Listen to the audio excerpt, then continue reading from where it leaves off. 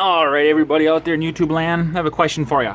If anybody knows anything about antique slot machines, this is a 1930 Jennings Liberty Bell slot machine. 10 cent, 1930s Jennings. This was my grandfather's slot machine, passed down from him to my dad, now to me, I'm the oldest. There you go, patent number 140393315627771. So, here's the problem. I don't know what happened. All of a sudden, the arm is not engaging the lever. Okay? So, it used to work perfectly. Okay, so, I don't know if you can see, but there is a knob in there that's not grabbing the lever. You're in my way, my boy.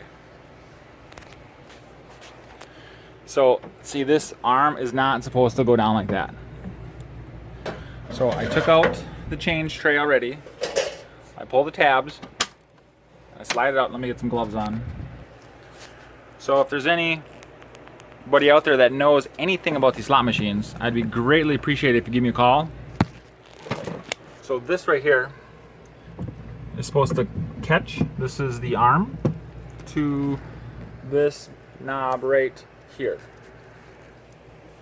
Sorry, excuse the poor quality of the video. I'm just trying to shoot this real quick. So it's supposed to hook on this, and essentially that is what triggers it.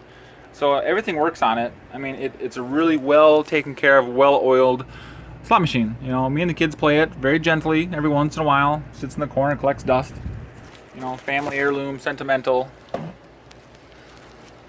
Okay.